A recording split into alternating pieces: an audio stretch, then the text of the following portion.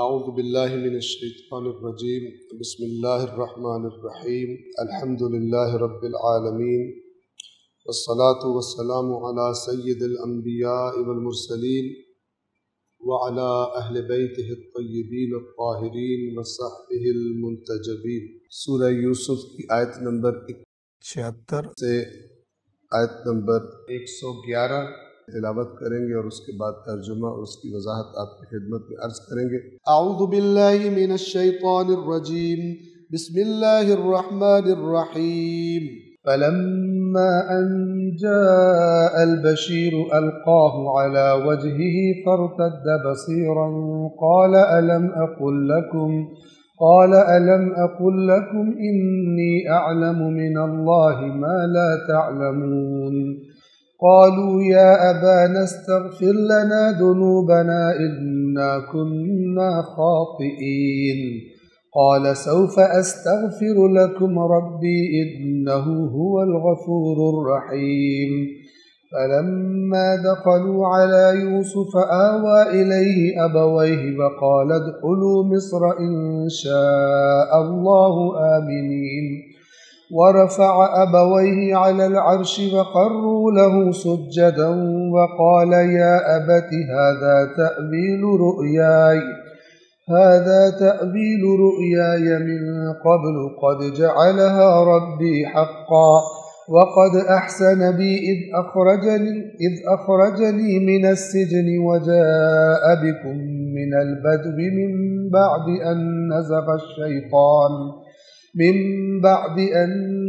الشيطان بيني وبين إخوتي إن ربي لطيف لما يشاء إنه هو العليم الحكيم رب قد آتيتني من الملك وعلمتني من تأويل الأحاديث فاطر السماوات والأرض أنت وليي في الدنيا والآخرة توفني مسلما وألحقني بالصالحين ذلك من أنباء الغيب نوحيه إليك وما كنت لديهم إذ أجمعوا أمرهم وهم يمكرون وما أكثر الناس ولو حرصت بمؤمنين وما تسألهم عليه من أجر إن هو إلا ذكر للعالمين وكأي من آية في السماوات والأرض يمرون عليها وهم عنها معرضون وما يؤمن أكثرهم بالله إلا وهم مشركون أفأمنوا أن تأتيهم غاشية من عذاب الله أو تأتيهم الساعة بغتة وهم لا يشعرون قل هذه سبيلي أدعو إلى الله على بصيرة أنا ومن اتبعني وسبحان الله وما أنا من المشركين وما أرسلنا من قبلك إلا رجالا نوحي إليهم من أهل القرى أفلم يسيروا في الأرض فينظروا كيف كان عاقبة الذين من قبلهم ولدار الآخرة خير للذين اتقوا أفلا تعقلون حتى إذا استيأس الرسل وظنوا أنهم قد كذبوا جاءهم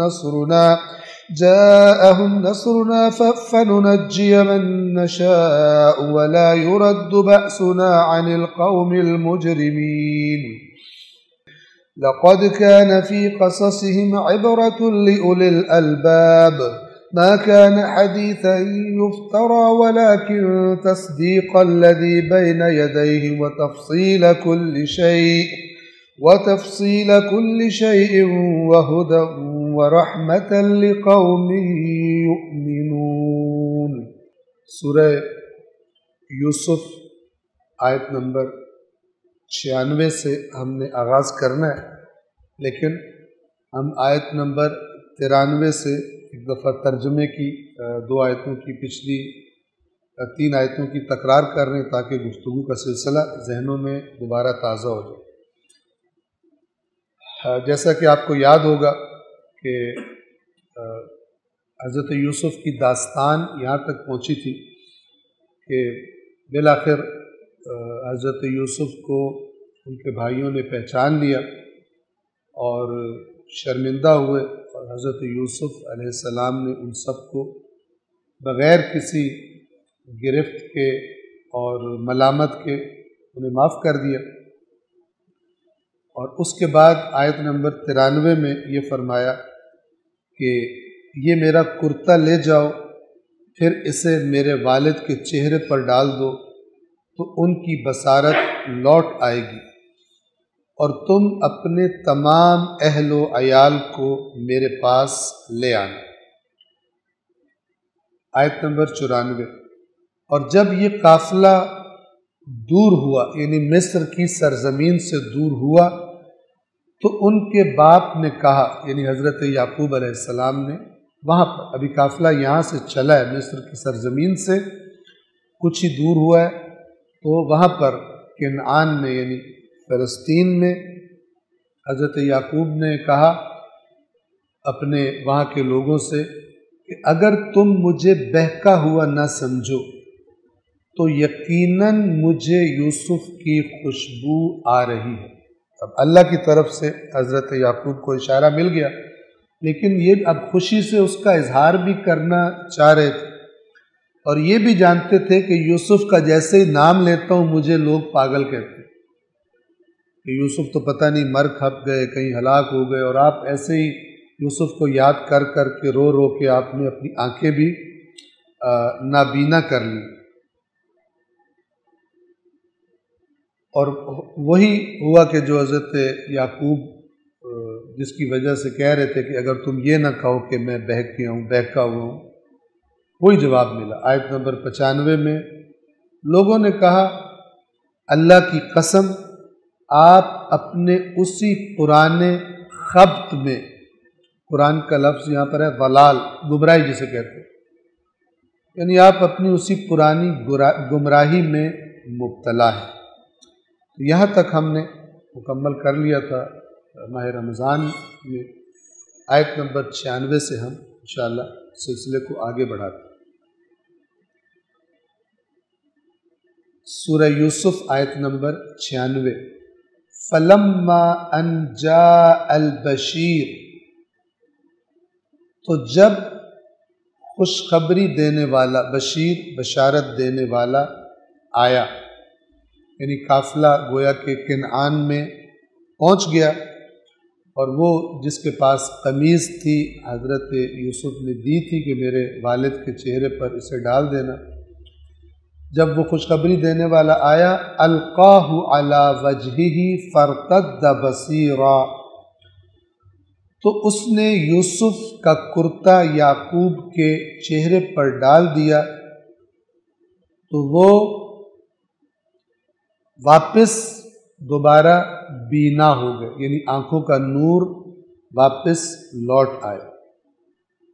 قال، اب جب یہ سب نے دیکھ لیا تو بہرحال ہم تصور کر سکتے ہیں کہ عجیب خوشی کی کیا کیفیت ہوگی حضرت یعقوب کی، اور کس انداز میں انہوں نے پھر وہ جو لوگ یعنی کچھ عرصہ پہلے تک انہیں کہہ رہے تھے کہ آپ بہک گئے ہیں پرانی گمراہی میں، پتہ نہیں یوسف کہاں چلے گئے ہیں، یعنی ان کا تو زندگی کا بھی امکان کوئی نہیں۔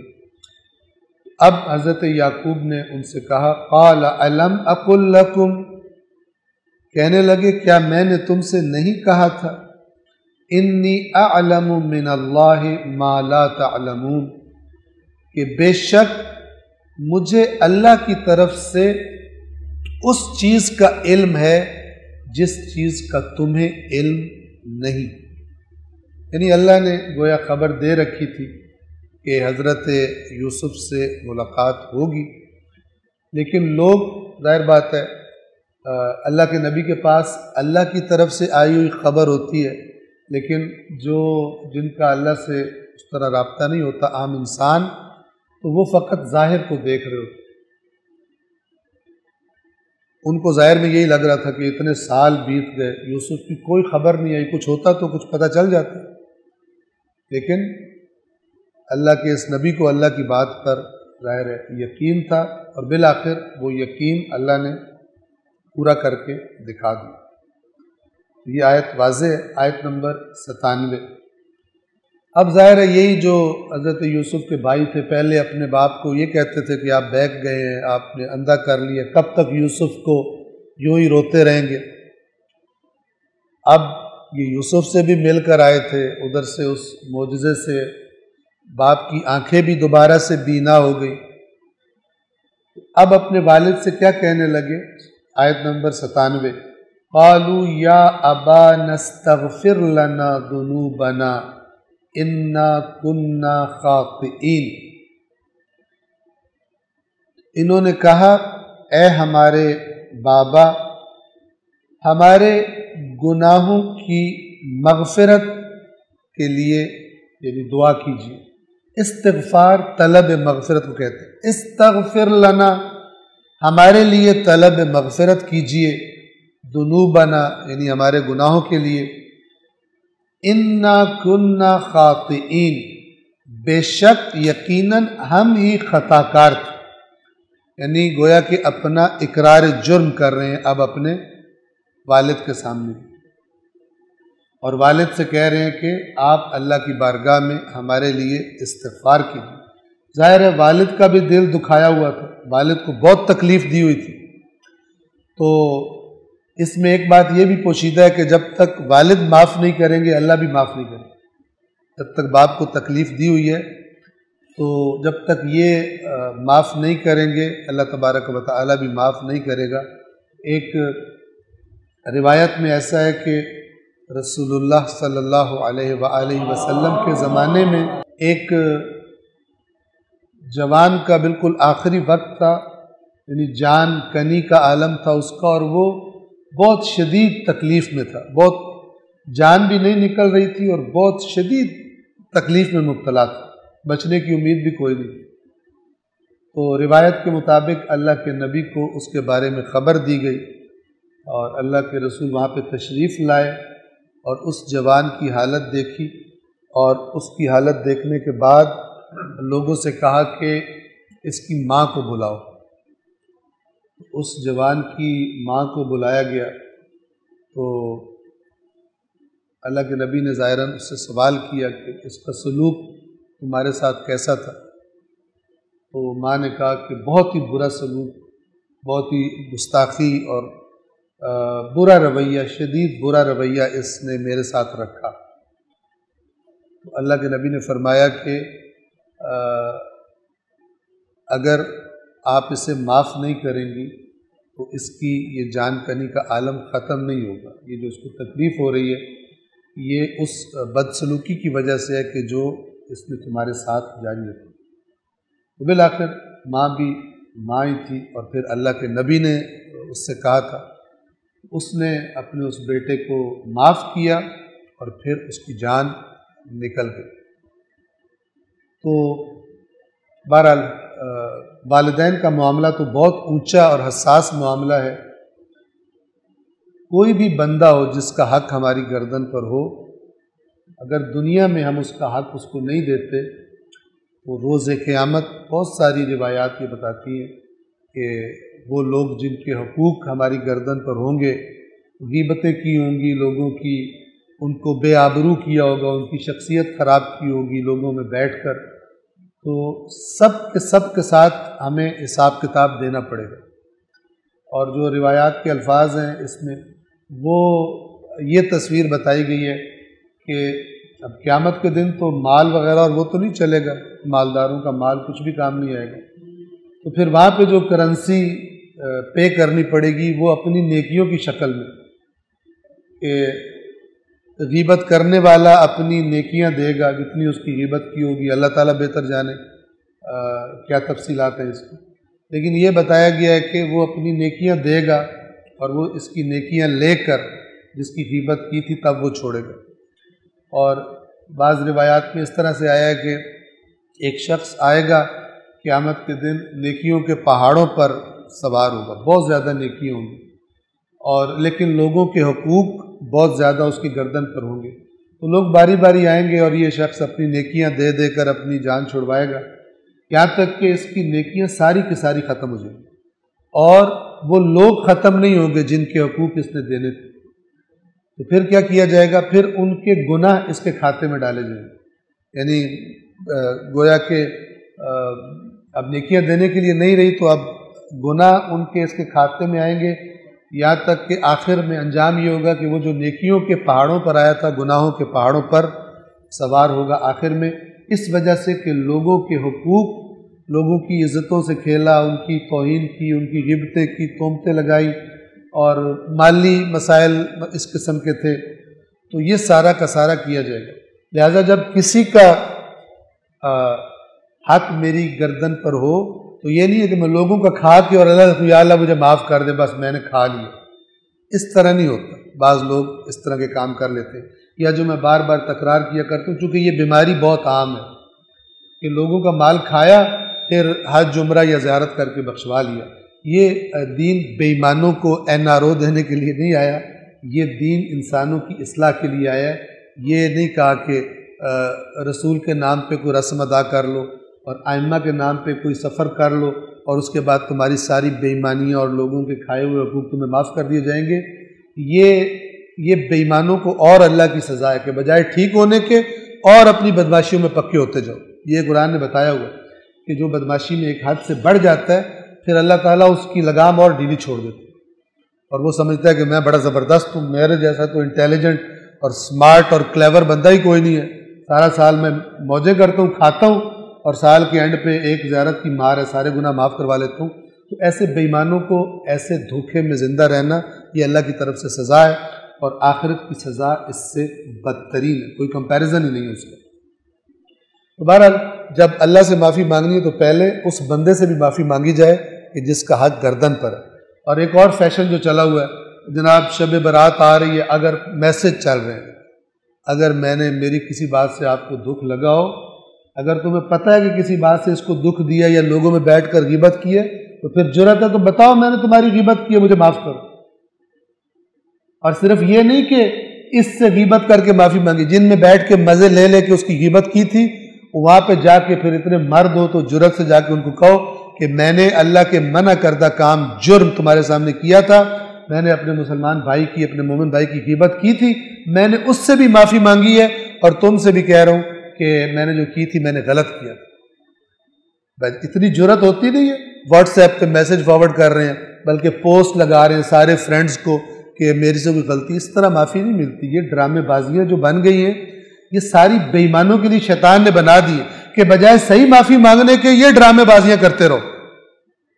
اگر میں نے آپ کا کبھی دل دکھایا، تو جب یاد نہیں ہے دل دکھایا تو پھر صحیح طرح اس کا جا کر کمپنسیٹ کر۔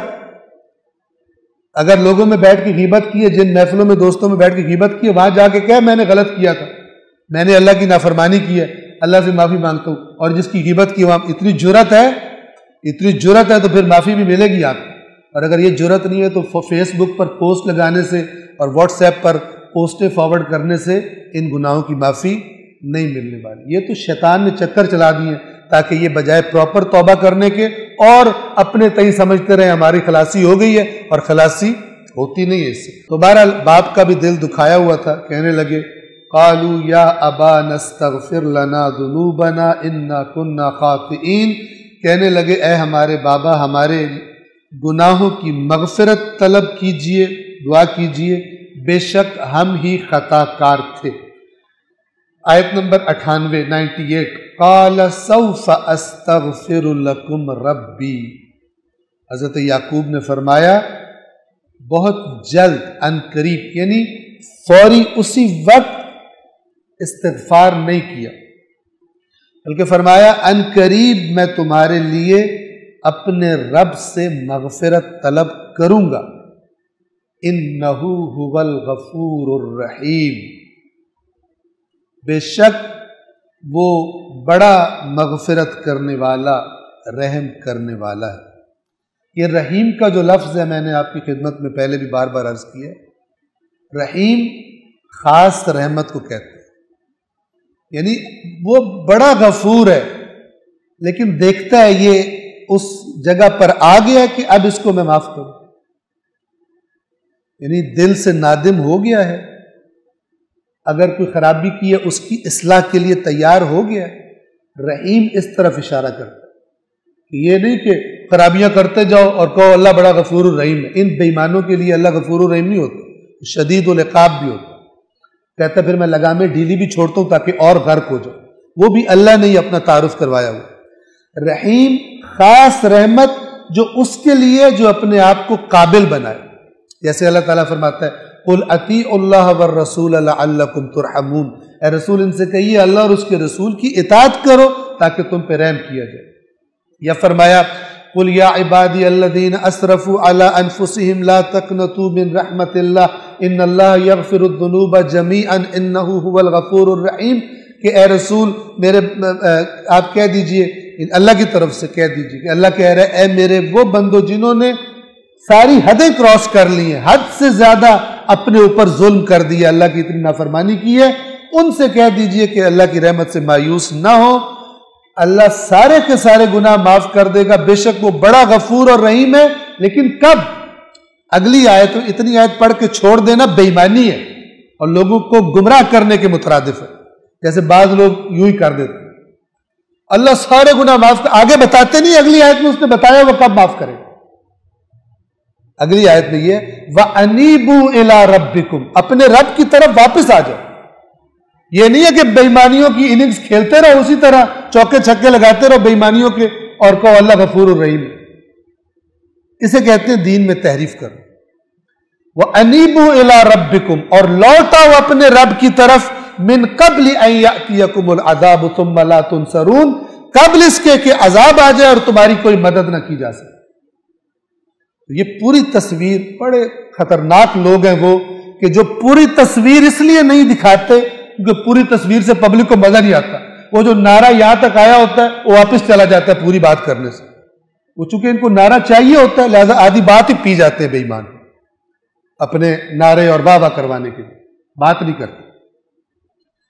قال سوف استغفر لکم ربی، یعقوب نے کہا ان قریب میں تمہارے لیے اپنے رب سے مغفرت طلب کروں گا. انہ هو الغفور الرحیم، وہ بے شک بڑا مغفرت کرنے والا ہے اور رحیم ہے، خاص رحمتوں والا ہے. جب وہ دیکھ لیتا ہے کہ بندہ پلٹنے والا بن گیا ہے تو وہ دیر نہیں لگاتا. جو دیر ہوتی ہے وہ بندے کی بے ایمانی اور سستی کی وجہ سے ہوتی ہے کہ وہ نہیں آنا چاہ رہا ہوتا، اپنی لذتیں اور اپنے گناہ نہیں چھوڑنا چاہ رہا ہوتا. جیسے ہی بندہ تیار ہو جاتا ہے اللہ تبارک و تعالی علیم بذات الصدور ہے، اس کی رحمت کے نازل ہونے میں کوئی رکاوٹ نہیں ہوتی. رکاوٹ بندے کی قابلیت نہ ہونے کی وجہ سے ہوتی ہے. آیت نمبر 99 فَلَمَّا دَخَلُوا عَلَى یوسف، تو جب یہ لوگ یوسف کے پاس داخل ہوئے، یوسف کے پاس پہنچے، یعنی گویا کہ یہ سارا قافلہ مصر پہنچا اور جب داخل ہوئے آوا الیہ ابویہ، تو یوسف نے اپنے والدین کو اپنے پاس بٹھایا. وقال ادخلوا مصر ان شاء اللہ آمنین، تو یوسف نے اپنے والدین کو اپنے ساتھ بٹھایا اور کہا اگر اللہ چاہے. اللہ کے بندوں کی نشانی یہ ہوتی ہے کہ ان میں نہیں ہوتی. آپ انبیاء کا انداز کلام قرآن میں دیکھیں، ہر چیز کو، ہر نعمت کو اللہ کی طرف پلٹاتے. حضرت سلیمان کا تذکرہ ہے سورہ نمل میں، وہاں پر جیسے ہی وہ چیونٹی کی بات سنی تو مسکرائے اور پھر فوراً کہا کہ یہ اللہ کا میرے اوپر احسان ہے کہ مجھے یہ ساری چیزیں پتہ لگ جاتی ہیں اور یہ اللہ نے اس لیے کیا تاکہ میری آزمائش کرے. یہ نہیں کہ اکڑ گئے ہو وہاں پہ میرے جیسا تو ہے ہی کوئی نہیں دنیا میں. فوراً اللہ کو یاد کرتے ہیں، بجائے اگر خدا یاد نہ آئے تو پھر دماغ میں گیس بھر جاتی ہے بندے کی، پھر کہتا ہے میرے جیسا تو سمجھدار ہے ہی کوئی نہیں دنیا میں. لہٰذا اللہ نے اپنے انبیاء کے کلام اور اپنے نیک بندوں کے کلام قرآن میں صالحین کے کوٹ کیے تاکہ پتہ چل جائے صالح بندے کا کلام ہوتا کس طرح اور کیسے وہ ہر چیز کو اللہ کے ساتھ جوڑتا ہے.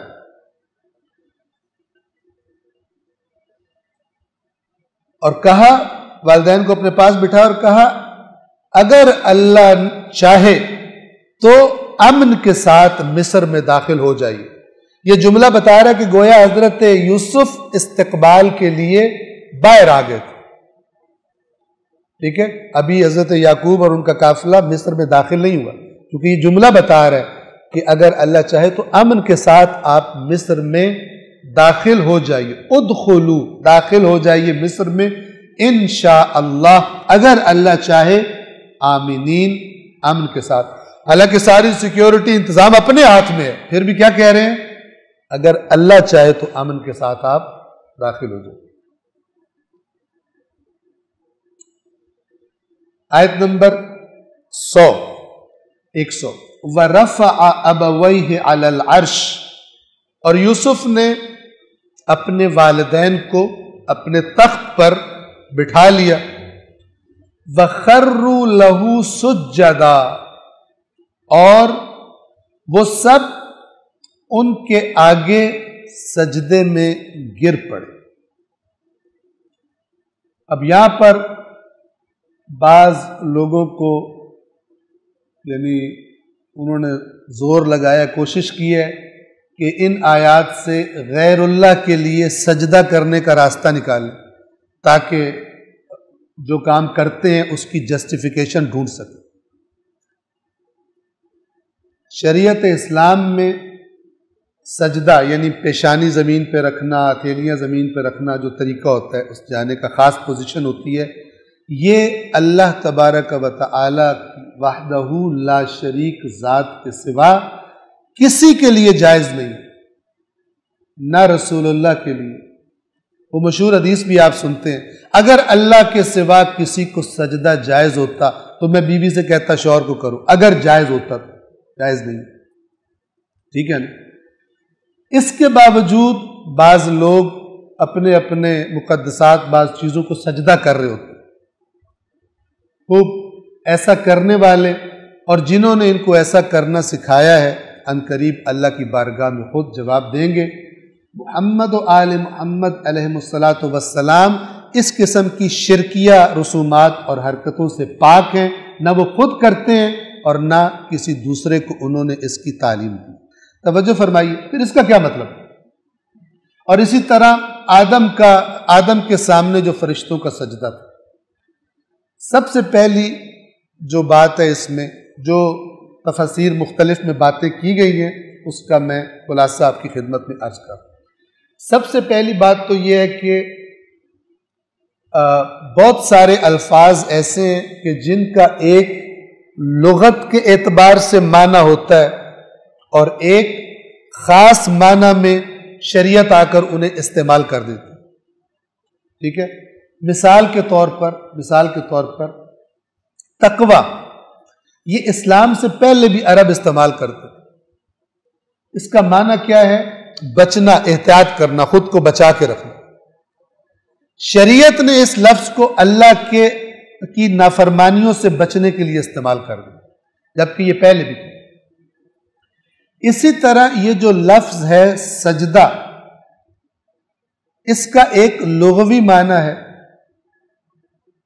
لغت کے اعتبار سے، اور وہ معنی عام طور پر ہمارے ذہنوں میں آتا ہی نہیں۔ کیوں؟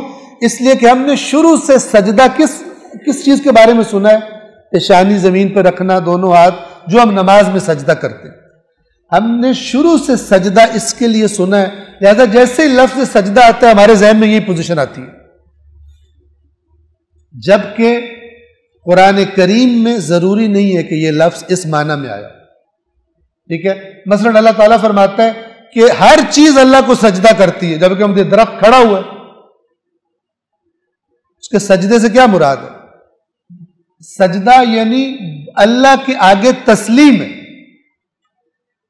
لفظ سجدہ، سین جیم دال، اس کا معنی ہے کسی کے آگے جھک جانا۔ ضروری نہیں کہ پیشانی زمین پہ رکھی جائے یا پیشانی زمین پر نہ رکھی جائے۔ توجہ فرما رہے ہیں؟ پس لغت کے اعتبار سے جو سجدے کا معنی ہے وہ اس خاص شکل میں نہیں ہے جو ہم نماز میں جو پوزیشن اختیار کرتے، صرف کسی کے آگے جھکنے کے معنی میں، ٹھیک ہے۔ پس سجدہ اگر ہم کہیں کہ توجہ سے سنیں تاکہ بات کو سمجھ سکیں کہ یہ اپنے لغت والے معنی میں ہے یہاں پر، نہ کہ اس معنی میں جو نماز کی پوزیشن ہوتی ہے۔ تو پھر تو بات ویسے ہی واضح ہو گئی کہ جیسے بادشاہوں کو تھوڑا سا تعظیم کے لیے جھکا جاتا ہے، حضرت یوسف کو وہ جو خواب دیکھا تھا اس میں بھی جھکتے دیکھا تھا اپنے سامنے، ورنہ آپ دیکھیں انی رأیت احد عشر کوکبا والشمس والقمر رأیتهم لی ساجدین۔ سورج کیسے سجدہ کرتا ہے، چاند کیسے سجدہ کرتا ہے؟ انسان کی طرح تھوڑی ہے کہ سورج کی پیشانی ہو وہ سجدہ کر رہا ہو، چاند کی پیشانی ہو، ستاروں کی پیشانیاں ہو کہ پیشانیاں اور ان کے دو ہاتھ ہوں، اس طرح انہوں نے سجدہ کیا ہو۔ توجہ فرما رہے ہیں آپ؟ یعنی میں نے ان کو اپنے سامنے گویا تعظیم کرتے دیکھا ہے، جھکتے دیکھا ہے۔ تو لغوی اعتبار سے یہ وہ سجدہ ہے ہی نہیں، اور جو رسم تھی گویا کہ مصر میں اس کے مطابق یہ جب حضرت یعقوب اور ان کے آئے اس قاعدے کے مطابق انہوں نے حضرت یوسف کے سامنے تعظیم کی۔ بس ایک تو سجدے کا یہ لغت کے اعتبار سے مان، اور اگر اس کے بعد بھی مسئلہ حل نہ ہو تو کہ نہیں سجدے سے وہ اصرار کرے کہ سجدے سے مراد یہ نماز والا سجدہ ہے، تو اس کا بھی جواب دیا گیا ہے، اور اس کے بارے میں روایات اہل بیت بھی موجود ہیں کہ میں آپ کے سامنے پڑھ بھی دوں، صلوات پڑھیں محمد۔ اس کے بارے میں ایک روایت ہے تفسیر مجمع البیان میں، اسی آیت کے ذیل میں یہ روایت نقل کی گئی ہے کہ یحییٰ ابن اقسم نے سوال کیا امام سے، امام علی نقی علیہ السلام سے سوال کیا۔ بہت سارے مسائل تھے، ان میں سے ایک مسئلہ یہ تھا کہ امام سے سوال کیا کہ مجھے بتائیے کہ کیا یعقوب اور ان کی اولاد نے یوسف کو سجدہ کیا تھا، جبکہ وہ تو اللہ کے نبی تھے، یعنی دونوں نبی تھے، تو ایک نبی نے دوسرے نبی کو سجدہ کر دیا۔ تو امام نے ان کو جواب دیا کہ جو یعقوب کا سجدہ تھا اور ان کی اولاد کا سجدہ وہ یوسف کے لیے نہیں تھا، اور وہ اللہ کی اطاعت میں تھا، اور یوسف کے لیے تحیت تھی۔ جیسے فرشتوں کا سجدہ آدم کے لیے اللہ کی اطاعت میں تھا، آدم کے لیے تحیت تھی۔ تحیت سے مراد ایک قسم کی تعظیم۔ تو یعقوب اور ان کی اولاد نے یوسف، توجہ کریں امام کیا فرما رہے، اس روایت کے مطابق سجدہ کیا یعقوب نے اور ان کی اولاد نے، اور ان کے ساتھ یوسف نے بھی، سجدہ، یعنی سب نے سجدہ کیا اللہ کا شکر ادا کرنے کے لیے کہ جو اللہ نے اتنی مشکلات کے بعد ان سب کو دوبارہ اکٹھا کر دیا تھا۔ پھر امام نے فرمایا تو نے دیکھا نہیں کہ اپنے شکر ادا کرنے کے لیے اسی وقت یوسف کیا کہتے ہیں اللہ سے، رب قد آتیتنی من الملک، یہ الفاظ آگے آ جائیں گے اسی آیت میں کہ اے پروردگار بے شک تو نے مجھے بادشاہت عطا کی، تو نے مجھے یہ سارے وسائل عطا کیے، اور وہ سارے جملے آئیں گے۔ پس اگر سجدہ اس معنی میں بھی کوئی اصرار کرے تو یہ سجدہ، مثلا یوسف وہاں بیٹھے ہوئے تھے سامنے اور یہ لوگ سامنے تھے، ان سب نے سجدہ کیا، ان کا رخ یوسف کی طرف تھا لیکن یوسف کو سجدہ نہیں کر رہے تھے۔ اس کی مثال ہم بڑی واضح ہے، جس طرح ہم کعبے کو سجدہ کرتے ہیں، کعبے کو سجدہ کرتے ہیں، ہرگز کعبے کے پتھروں کو سجدہ کرتے ہیں نہیں، وہ ایک علامت ہے، سجدہ در حقیقت اللہ کو کیا جاتا ہے۔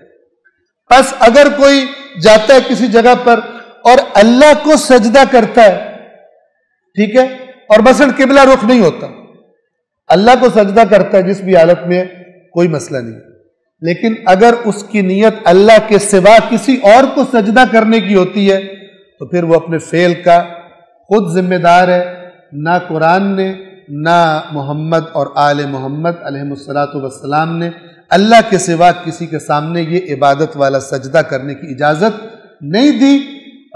یہ مشکل بعض لوگوں میں پیدا ہو جاتی ہے، اور بعض لوگ پھر خرابیاں کرتے ہیں، اور بعض لوگ ان کی خرابیوں کی تعویلیں کر کر کے اپنا بھی بیڑا غرق کرتے ہیں اور ان افراد کا بھی بیڑا غرق کر دیتے ہیں۔ تو یہ آپ کی خدمت میں نے روایت بھی بیان کر دی، صلوات پڑھیں۔ وقال، اب جب یہ سجدے میں گرے تو اس کے بعد حضرت یوسف کا کلام اللہ تعالیٰ بتا رہے ہیں، وقال یا ابت، اور یوسف نے کہا اے میرے والد، اے میرے بابا، ھذا تأویل رؤیای من قبل، یہ میرے اس خواب کی تعبیر ہے جو میں نے دیکھا تھا، قد جعلہا ربی حقا، بے شک میرے رب نے اسے سچ کر دکھایا جو میں نے خواب میں دیکھا تھا، وقد احسن بی، اور صرف یہ ایک نہیں ہے، اس سے پہلے، یہ تو ابھی آپ آئے ہیں، اس سے پہلے اس نے میرے اوپر بڑے احسان کیے، اس نے بے شک مجھ پر احسان کیا، اذ اخرجنی من السجن، جب مجھے قید خانے سے آزاد کروایا، وجاء بکم من البدو، بعد اور آپ لوگوں کو اس بادیہ نشینی سے، بدو کہتے ہیں جہاں عمارتیں نہ ہوں، جہاں جیسے بدو رہا کرتے تھے تو جہاں شہری آبادی اور عمارتیں نہیں ہوتی، وہاں سے آپ کو لے آیا، یعنی اپنے والد سے کہہ رہے من بعد ان نزغ الشیطان بینی و بین اخوتی، لیکن یہ بھی نہیں کہہ رہے کہ اس کے بعد کہ میرے بھائیوں نے اتنی زیادتی کی میرے ساتھ، کہہ رہے ہیں بعد اس کے کہ شیطان نے میرے اور میرے بھائیوں کے درمیان خرابی کروا دی، یعنی وہ جو اصل برائی کی طاقت ہے ادھر لے جا رہے ہیں، بھائیوں کو ملامت بھی نہیں کر رہے۔ اور یہ بھی دیکھیں، یہ نہیں کہہ رہے کہ اللہ نے مجھے قید میں ڈلوایا، بلکہ کہہ رہے ہیں جب اس نے مجھے قید سے نکلوایا۔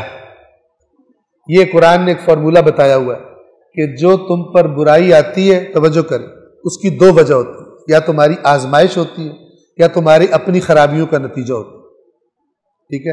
اور اپنی خرابیوں کا نتیجہ ہو تو گویا اللہ تعالیٰ تمہیں واپس کھینچنا چاہتا ہے، برائی کا نتیجہ فوراً دے کے، ورنہ خطرناک بیماریاں جو ہوتی ہیں ان کا پتہ ہی نہیں چلتا اور وہ آگے چلے جاتے ہیں، بندے اور خرابیوں میں چلے جاتے ہیں۔ تو اور یا اللہ آزمائش کرتا ہے، آزمائش کس لیے ہوتی ہے؟ بلند درجہ دینے کے لیے اور مقام عطا کرنے کے لیے، کہ بغیر آزمائش سے گزرے اس مقام پر مثلا نہیں پہنچا جا سکتا، توجہ فرما رہے ہیں؟ تو اسی طرح لہذا اللہ وہ جو آزمائشیں اور وہ سختی اس کی حضرت یوسف نسبت نہیں دے رہے اللہ کی طرف، صرف اس کے احسان بتا رہے کہ مجھے اس نے قید سے نکالا، پھر آپ کو میرے پاس لے کے آیا، حالانکہ شیطان نے تو اتنا خطرناک کام کر دیا تھا کہ مثلا لگتا ہی نہیں تھا کہ دوبارہ ہماری اس طرح سے گیٹ ٹوگیدر ہوگی اور ہم سب اکٹھے ہو جائیں گے۔ یہ سارے احسانوں کا ذکر کرنے کے بعد فرماتے ان ربی لطیف لما یشاء، یقیناً میرا رب لطیف ہے، بڑے لطیف انداز میں جو چاہتا ہے کر دیتا ہے۔ کیا مطلب؟ دیکھنے والوں کو نظر آ رہا ہے کہ یوسف گئے، ہلاک ہو گئے، یوسف بک گئے، یوسف غلام بن گئے، لیکن اس لطیف کو پتہ ہے کہ وہ اصل میں کہاں لے کے جا رہا ہے یوسف۔ لوگ نہیں دیکھ رہے منزل کیا یوسف کی، حضرت یعنی اللہ تبارک و تعالیٰ دیکھ رہا ہے، لوگ دیکھ رہے ہیں اسی ظاہر کو جو ابھی ہو رہا ہے، جبکہ اللہ کی نظر میں اس کا نتیجہ بھی ہے، جہاں پر فائنلی حضرت یوسف کی داستان تمام ہونے والی ہے۔ لطیف کا معنی کیا ہوتا ہے؟ لطف جس سے لفظ لطیف ہے، اس کا معنی ہوتا ہے کہ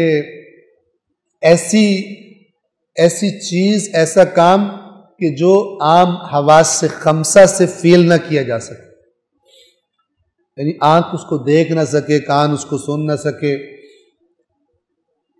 بہت ہی باریک بینی سے، غیر محسوس طریقے سے وہ کام کیا جائے۔ اللہ کے صفاتی ناموں میں سے ایک نام لطیف، یہاں فرمایا کہ آنکھیں اس کو درک نہیں کر سکتی، وہ آنکھوں کو درک کرتا ہے، اور وہ لطیف اور خبیر ہے، یعنی آنکھیں نہیں دیکھ سکتی کیونکہ وہ لطیف ہے، وہ یہ آنکھیں اس کو نہیں دیکھ سکتی لیکن وہ آنکھوں کا ادراک کر لیتی۔ اِنَّهُ هُوَ الْعَلِيمُ حکیم، بے شک وہی علم رکھنے والا اور حکمتوں والا۔ آیت نمبر 101۔ اب یہ اپنے والد کو بتا کر اب ڈائریکٹ اللہ، یعنی پہلے والد کے سامنے اللہ کے احسانات کا ذکر کیا حضرت یعقوب کے سامنے، اور پھر اللہ تعالیٰ سے ڈائریکٹ خطاب کر رہے ہیں۔ رب، اے میرے رب، قد آتیتنی من الملک، بے شک تو نے مجھے اقتدار کا ایک حصہ عطا فرمایا، وعلمتنی من تأویل الاحادیث، اور مجھے باتوں کی تعویل، جس میں سے ایک یہ خوابوں کی تعبیر، اس کی مجھے تعلیم دی۔ فاطر السماوات والارض، اے آسمانوں اور زمین کے پیدا کرنے والے، انت ولی فی الدنیا والآخرہ، تو ہی ہے میرا سرپرست دنیا میں بھی اور آخرت میں۔ توفنی مسلمن، بہت قیمتی الفاظ ہیں، مجھے مسلم کی موت دینا۔ توفنی، وفات جسے ہم اردو میں کہتے ہیں، مسلمن، اس حالت میں اے اللہ مجھے موت آئے کہ میرا سر تیرے سامنے جھکا ہوا ہو، یعنی یہ سر جھکا ہوا سے تسلیم، یعنی میں تیرے جھکے ہوئے بندوں میں ہوں۔ مسلم کہتے ہیں جھکے ہوئے کو، اور جس کا جو اللہ کا نافرمان سرکشی کی حالت میں ہوتا ہے اسے مسلم نہیں کہتے۔ لہذا میں عرض کیا کرتا ہوں، قرآن مجید کا مسلم اور شناختی کارڈ والوں کا جو ڈیٹا ہوتا ہے اس کا مسلم، اس میں زمین آسمان کا فرق ہے، ٹھیک ہے؟ قیامت کے دن نادرا کے ریکارڈ کے مطابق مسلمانوں کو نہیں چھانٹی نہیں کی جائے گی، بلکہ جو ان معیارات پر پورا اترتا ہے جنہیں اللہ مسلم کہہ رہا ہے، کہ حضرت یوسف اللہ کا وہ عظیم الشان نبی کیا کہہ رہا ہے کہ اے اللہ دنیا میں آخرت میں تو ہی میرا سرپرست ہے، تو ہی میرا سب کچھ ہے۔ توفنی مسلمن، مجھے مسلم حالت میں موت دینا، وَأَلْحِقْنِي بِالصَّالِحِينَ، اور موت کے بعد جو تیرے صالح بندوں کا گروہ ہے مجھے ان کے ساتھ ملحق کرنا، اس گروپ میں مجھے شامل کر دینا۔ یہ اللہ کا صالح بندہ ہونا بھی کوئی عام مقام نہیں ہے۔ اللہ نے حضرت ابراہیم کے بارے میں کہا ہے کہ میرے صالح بندوں میں سے تھے۔ بس درجات ہوتے ہیں ہر ایک کے، جو اوپر کا درجہ ہے سارے نبی بھی اسی درجے میں شامل ہیں۔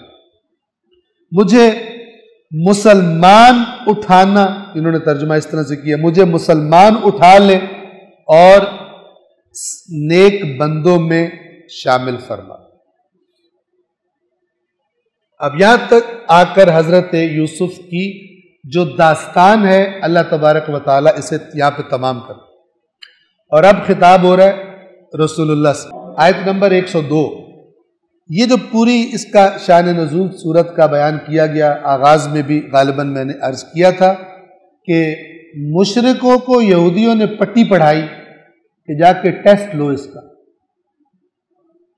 اور اس سے پوچھو کہ بنی اسرائیل والے مصر کیسے آئے تھے، کیا سبب تھا کہ فلسطین سے اٹھ کر مصر آ گئے تھے بنی اسرائیل۔ یہ بات عربوں کو نہیں معلوم تھی، یہودیوں نے اپنی طرف سے بڑی چلاکی کی تھی، وہ بات پوچھی تھی کہ جو اس علاقے میں معلوم نہیں تھی لوگوں کو کہ کیوں یہ لوگ آئے تھے، ٹھیک ہے؟ اور دوسرا ساتھ یہ سوال کیا کہ وہ کون سا نبی تھا کہ جس کی آنکھیں روتے روتے نابینا ہو گئی۔ اللہ تبارک و تعالی نے یہ قصہ پورا سورہ یوسف کی شکل میں وحی فرمایا، وحی نازل ہوئی۔ اب توجہ کیجئے اس آیت کی طرف جو میں نے یہ عرض کی ہے، اب آیت غور سے سنیے۔ اللہ تعالیٰ فرما رہا ہے اپنے رسول سے، ذَلِكَ مِنْ أَنْبَاءِ الْغَيْبِ نُوحِيهِ إِلَيْكَ، اے رسول یہ غیب کی خبروں میں سے ہے۔ کیا چیز انسان کے لیے غیب ہوتی ہے؟ جس کو وہ اپنے حواس سے درک نہ کر سکے، نہ دیکھا ہو، نہ سنا ہو، نہ سونگا ہو، نہ لمس کیا ہو، نہ چکھا ہو. یہ غیب ہے جو ان حواس سے ماورا ہے. اللہ اپنے رسول سے فرما رہا ہے کہ اے رسول یہ غیب کی خبروں میں سے ہے جسے ہم آپ کی طرف وحی کر رہے ہیں. وَمَا كُنْتَ لَدَيْهِمْ اِذْ أَجْمَعُوا أَمْرَهُمْ، وگرنہ آپ اس وقت ان کے پاس موجود نہیں تھے. آپ تو نہیں دیکھ رہے تھے ان کو. کب؟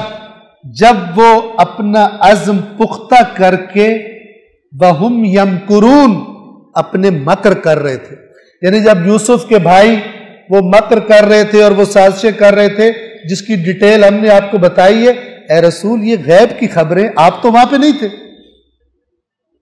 یہ رسول اللہ سے ڈائریکٹ بات ہو رہی ہے اور وہ جنہوں نے سوال کیا تھا ان کو بھی جواب دیا جا رہا ہے کہ یہ قرآن اللہ کا کلام ہے اور یہ اللہ کا نبی ہے. ورنہ جنہوں نے سوال کیا انہیں اچھی طرح پتہ ہے کہ یہ خبریں کسی کو معلوم نہیں. لہذا رسول اللہ سے کہا جا رہا ہے کہ وہ اس آیت میں یہ بات چھپی ہوئی ہے کہ دو صورتیں ہیں کہ یا تو آپ اے رسول خود وہاں پہ موجود ہوتے اور دیکھ رہے ہوتے، آپ وہاں پہ حاضر ہوتے دیکھ رہے ہوتے، اور یا یہ کہ اللہ آپ کو وحی کرے. ٹھیک ہے نا؟ اللہ آپ کو وحی کر رہا ہے. ذالک من انباء الغیب نوحیہ الیک، یہ غیب کی خبریں ہیں. آپ وہاں پر نہیں تھے جب وہ سارے اکٹھے ہو کر اپنا یہ مکر یوسف کے خلاف کر رہے تھے. آیت نمبر 103 وَمَا أَكْثَرُ النَّاسِ وَلَوْ حَرَصْتَ بِمُؤْمِنِينَ، اور اکثر لوگوں کی اکثریت اے رسول ایمان لانے والے نہیں ہیں، اگرچہ آپ کتنے ہی اس معاملے کی حرص کیوں نہ کر لیں، کتنی آپ کی شدید خواہش کیوں نہ ہو، اکثر لوگ آپ پر ایمان نہیں لانے والے ان میں سے.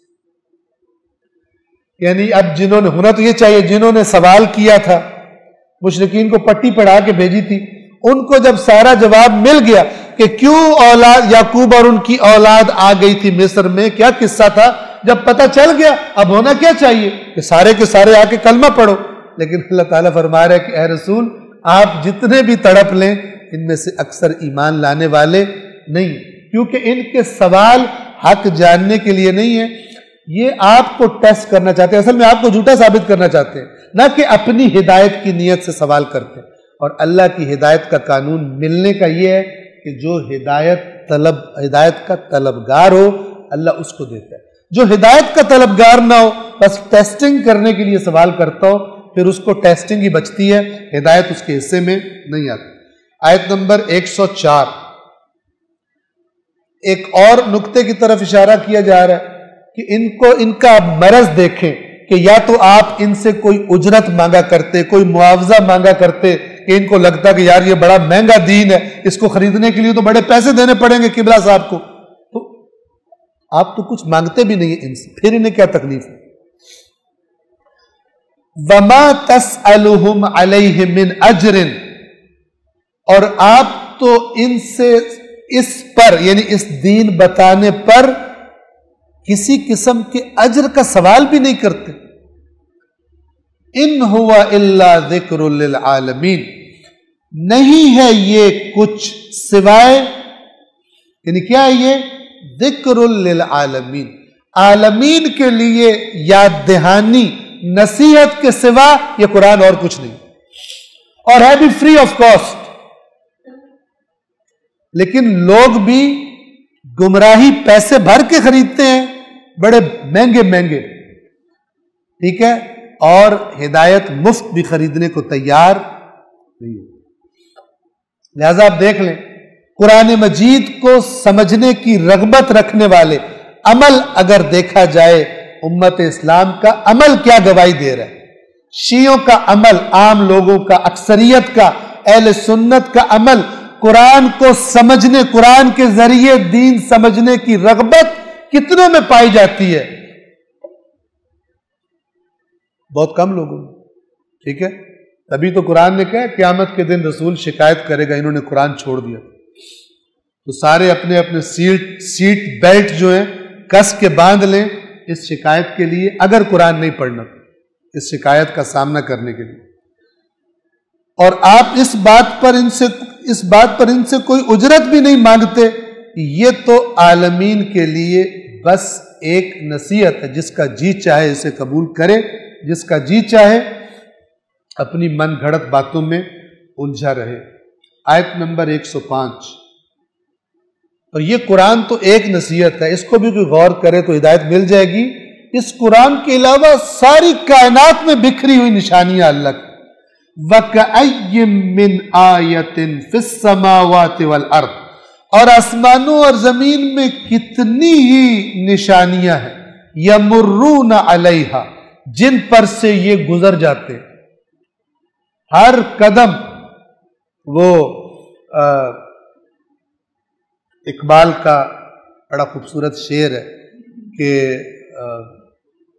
جس میں وہ فرماتے ہیں کہ یہ حکم تھا کہ گلشن کن کی بہار دیکھ، ایک آنکھ لے کے خواب پریشاں ہزار دیکھ، کھولی ہے ذوق دید نے آنکھیں تیری، اگر دیکھنے کا ذوق تیری آنکھ میں پیدا ہو گیا، ہر راہ گزر پہ نقش کف پائے یار دیکھ، جس راستے سے تو گزرے گا تجھے اس کا نقش پا نظر آئے گا، یعنی جس چیز پر تو نگاہ کرے گا تجھے اپنے خالق کی طرف اشارہ کرے گی۔ لیکن تیری آنکھ کو اگر دیکھنے کی صلاحیت ملی ہے، تو اگر متوجہ ہوا ہے اور تو آنکھیں کھول کے اس کائنات کو دیکھنا چاہتا ہے، تو کون سی چیز ہے کہ جو بغیر خالق کے بنی ہو؟ تو ایک چھوٹی سی چیز کے بارے میں بھی ماننے کو تیار نہیں ہے، اس کے بارے میں کہ یہ ہزاروں سال مختلف کیمیکلز آپس میں مکس اپ کرتے رہے، ہوائیں چلتی رہی، بارشیں ہوتی رہی، اور یہ ماسک بن گیا، اور اس کے اوپر ایک طرف ذرا نسبتاً ڈارک بلو، دوسری طرف بالکل لائٹ کلر ہو گیا، اور یہ دھاگے بھی خود ہی لگ گئے فلان۔ ساری دنیا کے مادہ پرستوں کو آپ لے آئے، ماننے کو تیار نہیں ہوں گے کہ یہ خود بخود بن سکتا ہے، نہیں تیار، کہیں بھی تو جھوٹ بولیں گے، ٹھیک ہے نا؟ لیکن اس کائنات کے بارے میں کہتے ہیں کہ یہ خود بخود بن گئی، خود بخود چل رہی ہے، خود بخود۔ تو اللہ تعالیٰ فرما رہے ہیں اور اس آسمانوں اور زمین میں کتنی ہی نشانیاں ہیں، یہ کأیم من آیتن یعنی کتنی زیادہ ہیں، بے شمار ہے، کہ جن کے پاس سے، جن کے اوپر سے یہ گزر جاتے ہیں، وَهُمْ عَنْهَا مُعْرِضُونَ، اور ان کی طرف اعتنا ہی نہیں کرتے، توجہ ہی نہیں کرتے، منہ پھیرا ہوا، یعنی ان آیات سے ہدایت نہیں لیتے۔ کون سی چیز ہے جس پر آپ غور کریں صحیح طرح سے اور اس کا اینڈ خالق پر جا کر نہ نکلے، اس کا سلسلہ وہاں پہ جا کر آپ کی سوچ کا نہ رکے، ہر چیز اپنے خالق کی طرف اشارہ کرتی۔ آیت نمبر 106، بہت اہم نقطہ ہے اس میں بھی، وَمَا يُؤْمِنُ أَكْثَرُهُمْ بِاللَّهِ، کچھ تو ہیں جو ایمان ہی نہیں لاتے، اور جو ایمان لاتے ہیں ان کی اکثریت، عجیب، ایک تو اکثریت ایمان ہی نہیں لاتی، اور جو ایمان لاتے ہیں ان کی اکثریت کیا کرتی ہے؟ وَمَا يُؤْمِنُ أَكْثَرُهُمْ بِاللَّهِ، اور ان میں سے اکثر لوگ اللہ پر ایمان نہیں لاتے مگر ساتھ ساتھ کچھ اور بھی کرتے ہیں، إِلَّا وَهُمْ مُشْرِكُونَ، ایمان اللہ پہ لے آتے ہیں لیکن ساتھ ساتھ شرک بھی کر رہے ہوتے ہیں۔ اب اس آیت میں جو شرک ہے، ظاہر ہے جو اللہ پر ایمان لے آئے وہ یہ تھوڑی کہے گا میں شرک کر رہا ہوں، یہ کون سا شرک ہے؟ توجہ فرمائیں، آیت نمبر 106، تفسیر کوثر کے جملے آپ کے سامنے میں پڑھ رہا ہوں۔ جس طرح ایمان کے مراتب ہیں، شرک کے بھی مراتب، درجے، رتبے، وہ اس بات پر ایمان تو رکھتے ہیں کہ عبادت صرف اللہ کے لیے ہوتی ہے، مگر وہ اطاعت جابروں کی کرتے ہیں، یعنی مقام اطاعت میں اوروں کے آگے بھی جھک جاتے ہیں۔ اب جابروں کی تو بڑی بات ہے، یہ میں آپ سے بات کر رہا ہوں، ہو سکتا ہے اللہ کی نافرمانی میں بیوی کی اطاعت کر رہا ہو، وہ کہے نہیں مجھے تو چاہیے، چاہے جو مرضی کسی کا پیٹ پھاڑو، بندہ مارو، مجھے لا کر دینا تم۔ اس کو اللہ بھول جائے، بیگم کی جو کڑک ہے وہ برداشت نہ کر سکے، بیگم کی جدائی سے وہ کہے میں جا رہی ہوں پھر اپنے امی ابو کے گھر، جب پیسے آ جائے مجھے فون کر دیں، تو اسے اللہ کی جدائی برداشت ہو جائے، بیگم کی جدائی برداشت نہ ہو۔ اطاعت اوروں کی بھی کرتے ہیں، وہ اس بات پر ایمان رکھتے ہیں کہ نفع اور نقصان اللہ کے ہاتھ میں ہے، مگر وہ اللہ کو ناراض کر کے اپنے مفادات کے لیے کسی ظالم کے سامنے بھی جھک جاتے ہیں، کہتے ہیں سب کچھ اللہ کے ہاتھ میں ہے، لیکن پھر رشوت بھی دے رہے ہوتے ہیں، پھر خرابی بھی کر رہے ہوتے ہیں، انفیئر مینز استعمال کرتے ہیں، جبکہ اللہ نے تو آزمائش یہ کی ہے کہ انفیئر مینز کی طرف جاتے ہو کہ نہیں جاتے، فیئر مینز کے ذریعے زندگی گزارتے ہو یا نہیں گزارتے۔ لہذا یہ بڑا سخت معاملہ ہے۔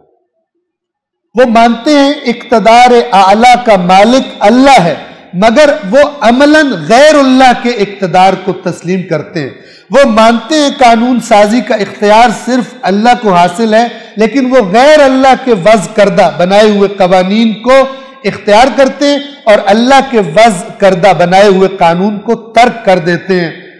انہی باتوں کی طرف اشارہ فرماتے ہوئے رسول اسلام صلی اللہ علیہ وآلہ وسلم نے فرمایا تھا، یہ روایت ہے جو وسائل الشیعہ میں موجود ہے، کہ شرک چیونٹی کے اس نقش قدم سے بھی زیادہ پوشیدہ ہے جو سیاہ پتھر پر رات کی تاریکی میں لگ گیا ہو۔ چیونٹی نے ایک پتھر پر قدم رکھا ہو، کتنے اس کے فنگر پرنٹ بنے ہوں گے اس پر، ہے بھی چیونٹی پتھر پر اور اندھیری رات میں، اتنا اس سے بھی زیادہ شرک لوگوں کے اندر پوشیدہ ہوتا ہے۔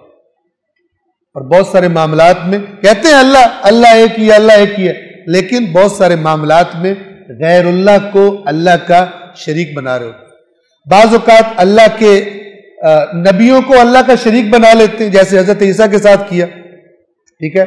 بعض اوقات مقدس ہستیوں کو، بعض اوقات پیروں فقیروں کو، ٹھیک ہے، وہ جناب ہمیں تو پیر صاحب نے بچہ دیا ہے، نبی کہہ رہا ہے کہ اللہ نے مجھ پہ احسان کیا، اللہ نے یہ کیا، یہ اللہ کس لیے کہہ رہا ہے؟ پوئم سنانے کے لیے، ثواب لینے کے لیے کس سے سنا رہا ہے، یا یہ کہنا چاہ رہا ہے کہ تم بھی جب کوئی بات کرو تو کہو اللہ نے کیا، نہ کہ اپنے من گھڑت تعویلیں کر کر کے اور اللہ کو غائب ہی کر دو بیچ میں سے، اور کہو کوئی اعتراض کرے تو کہو پیر صاحب کو اللہ نے تو کہا ہوا ہے، اللہ تو ہمیں ان کو دیکھ کے اللہ ہی تو یاد آتا ہے، تو اللہ سے کیا تکلیف ہے؟ پھر اللہ کا نام لیتے ہوئے کیا تکلیف ہوتی ہے؟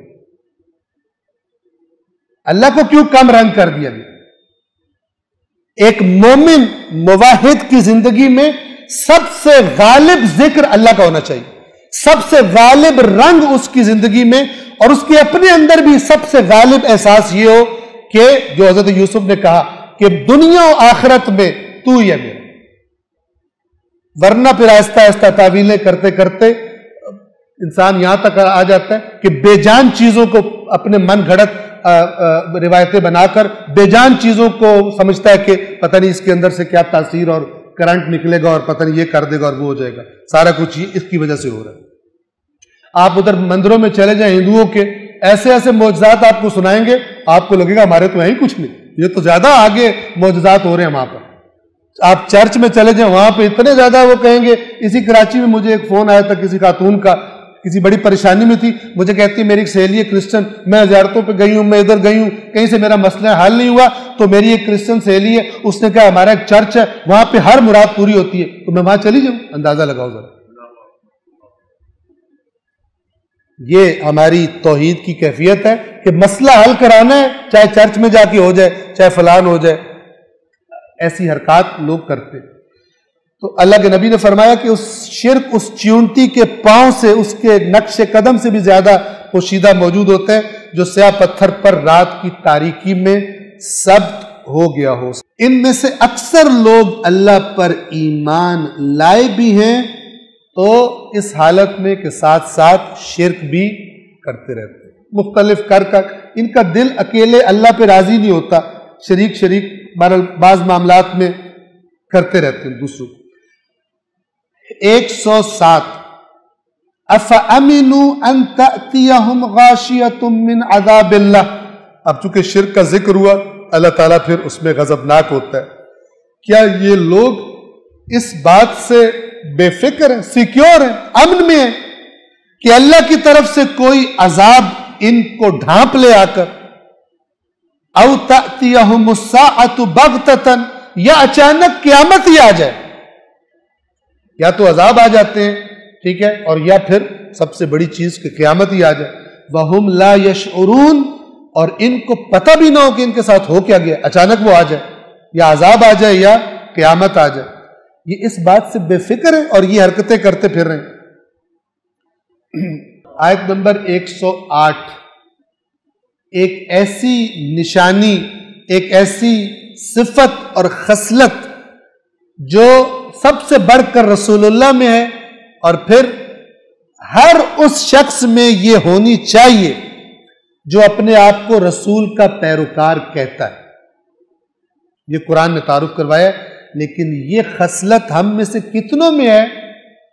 آیت سن کے آپ خود دیکھ لیجیے. سورہ یوسف آیت نمبر 108. قل، اے رسول کہہ دیجیے، ہذہ سبیلی، میرا راستہ یہ ہے، میری روش یہ ہے، میرا کام یہ ہے. کیا؟ ادعو الی اللہ، میں اللہ کی طرف دعوت دیتا ہوں. میں مخلوق سے کہتا ہوں اللہ کی طرف آ جاؤ، اللہ کی طرف رجوع کرو، اللہ سے جڑ جاؤ. اللہ سے کی طرف میں دعوت دیتا ہوں. علی بصیرۃ، کسی جذباتی ہو کے نہیں، کسی آباء و اجداد کی تقلید کرتے ہوئے نہیں، بغیر سوچے سمجھے. نہ، یہ جو میں کام کر رہا ہوں میری بصیرت اس پر شاہد ہے. بصیرت کسے کہتے ہیں؟ شعور کے کمال کو، عقل کے کمال کو، اندر کی آنکھوں کی تیزی کو، جو چیزوں کو دیکھ لیتے پوری بصیرت کے ساتھ. انا، میں، اور ومن اتبعنی، اور جو بھی میری اتباع کرتا ہے، جو بھی میرا فالوور ہے، وہ کیا کرتا ہے؟ وہ لوگوں کو اللہ کی طرف دعوت دیتا ہے. اس سے چیک کر لیں کہ ہم کتنے رسول کے فالوور ہیں. قرآن نہیں بدل سکتا ادھر ادھر کی باتوں سے. اگر کوئی اپنے آپ کو رسول کا فالوور چاہتا ہے، قیامت کے دن مجھے رسول اللہ کے فالوورز میں شامل کیا جائے، تو پھر اپنے اندر یہ خصلت پیدا کرنے کی کوشش کرے، اللہ کی طرف دعوت. جیسے میں نے ابھی جمعے کے خطبے میں دوپہر کو جو حدیث سنائی تھی اصول کافی سے، وہ کیا تھی کہ وہ بندہ آتا ہے اور امام سے کہتا ہے آپ کی وجہ سے لوگ ہمیں کہتے ہیں خبیث. یعنی یہ چونکہ جعفر صادق کا فالوور ہے اس لیے برا بھلا کہتے ہیں. امام نے کیا فرمایا؟ اللہ کی قسم کتنے تھوڑے ہیں جو میرے پیچھے میری بات مانتے ہیں. یعنی اس کے درد کی تسلی کی جگہ امام نے اپنا درد بیان کر دیا کہ تم کس وادی میں پھر رہے ہو. تم لوگ نسبت تو دیتے ہو اپنے آپ کو، لیکن مجھ سے پوچھے، قسم کھا کے کہا کتنے تھوڑے ہیں وہ جو جعفر کے پیچھے چلتے ہیں علیہ الصلاۃ والسلام. نسبت تو بہت ساروں نے اپنی بنائی ہوئی ہے اس کے ساتھ، لیکن کتنے تھوڑے ہیں اپنی زندگی میں امام فرما رہے ہیں، جبکہ ہزاروں کی تعداد میں ہم پڑھتے شاگرد تھے امام کے. امام کا درد کیا ہے؟ ما اقل واللہ من اتبع جعفر. کتنے، یہ ما اقل تعجب کے لیے ہوتا ہے، بہت قلیل ہے، کس قدر قلیل ہیں اللہ کی قسم جو جعفر کی بات بھی مانتے علیہ الصلاۃ والسلام. اسی طرح رسول کے فالوور کیا نشانی ہے؟ اللہ کی طرف دعوت دینا. وسبحان اللہ، اور اللہ ہر عیب سے پاک ہے. وما انا من المشرکین، اس کا کوئی شریک ہو، یہ عیب ہے اس کا کوئی پارٹنر نہیں ہے، اور میں مشرکوں میں سے نہیں ہوں. میں کسی کو اللہ کے ساتھ شریک نہیں بناتا. اب کوئی آئے کہے کہ رسول کے بارے میں ایسے نظریات قائم کر لے کہ رسول کو اللہ کا شریک بنا دے، اللہ کا پارٹنر بنا دے، تو رسول تو بری ہے، وہ تو دنیا آخرت میں اس پہ تبرہ کریں گے کہ تو نے مجھے کیوں بنایا، جبکہ میں مشرکوں میں سے ہوں ہی نہیں. میں تو توحید کی تعلیم دے کر گیا، جیسے حضرت عیسیٰ برات کریں گے اپنے فالوور سے قیامت کے دن، سورہ مائدہ کے آخر میں آیا ہوا وَمَا أَنَا مِنَ الْمُشْرِكِينَ، اور میں مشرکوں میں سے نہیں ہوں۔ آیت نمبر 109 وَمَا أَرْسَلْنَا مِن قَبْلِكَ إِلَّا رِجَالًا، چند منٹ اوپر کی معذرت، یہ سورہ یوسف ہم تمام کریں گے۔ وَمَا أَرْسَلْنَا مِن قَبْلِكَ إِلَّا رِجَالًا نُوحِي إِلَيْهِمْ، اور ہم نے اے رسول آپ سے پہلے نہیں بھیجا مگر مردوں کو جن کی طرف ہم وحی کرتے تھے۔ آپ کے آنے پہ کیوں تعجب؟ یہ پھر انہی بیماروں کو جواب ہے جو کہتے تھے فرشتہ آنا چاہیے، رسول بشر نہیں ہو سکتا، رسول کوئی اور مخلوق ہے، بشر نہیں ہے۔ یہ ان مشرکوں کا بھی مرض تھا، کہتے تھے فرشتہ ہے، بشر نبی نہیں ہو سکتا۔ تو اللہ تعالیٰ فرما رہے ہیں کہ آپ سے پہلے بھی ہم نے مرد ہی بھیجے ہیں، انسان ہی بھیجے ہیں جن کی طرف ہم وحی کرتے تھے، اور وہ انسان کہاں سے آئے تھے؟ من اہل القریٰ، بستیوں میں رہنے والوں میں سے ہی تھے وہ بھی۔ اسی مکہ میں ولادت ہوئی رسول اللہ کی، انہی کے درمیان بنی اسرائیل کے درمیان ولادت ہوئی حضرت عیسیٰ کی۔ توجہ فرما رہے ہیں؟ حضرت مریم نے جب جنم دیا تھا حضرت عیسیٰ کو، قرآن کیا کہتا ہے؟ اوپر سے نازل ہوئے تھے۔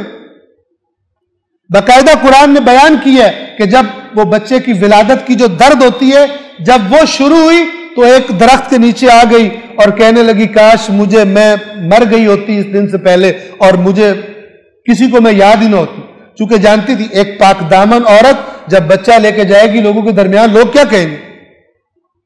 اور وہ جو اتنے خرانٹ معبد میں بیٹھے ہوئے تھے ان کے مزاج بھی پتہ تھے جناب مریم کو۔ تو حضرت عیسیٰ شکم مریم میں سے دنیا میں آئے، اور ان کو قرآن نے بتایا کہ وہ جو درد زہ ہوتی ہے وہ ہوئی اور وہاں پر آ گئی۔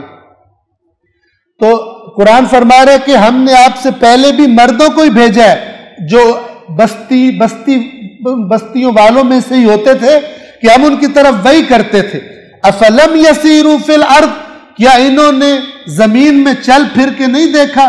فینظروا کیف کان عاقبۃ الذین من قبلہم، تو یہ زمین میں چلتے پھرتے تو دیکھ لیتے کہ ان سے پہلوں کی عاقبت انجام کیسا ہوا۔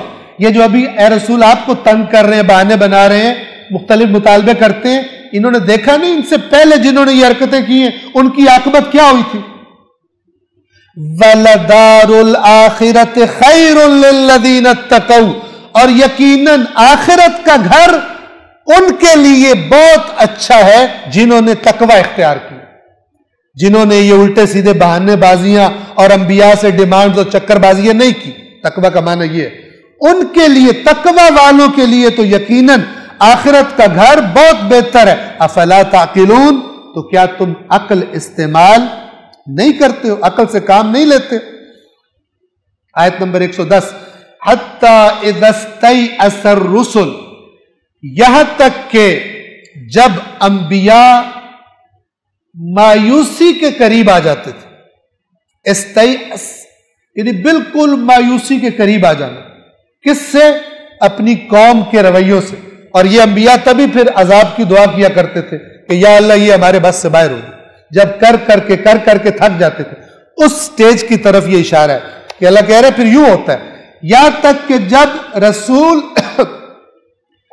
ان کی ہدایت کے بارے میں ان کو مایوسی ہو جاتی تھی، پتہ چل جاتا تھا کہ اب یہ نہیں مانیں گے، وَظَنُّوا أَنَّهُمْ قَدْ كُذِبُوا، اور انہیں گمان ہو جاتا تھا کہ یہ جو لوگ، کچھ لوگوں نے کہا تھا کہ ہم ایمان لے رہے ہیں، وہ بھی پکے مومن نہیں ہیں، انہوں نے بھی جھوٹ بولا ہے۔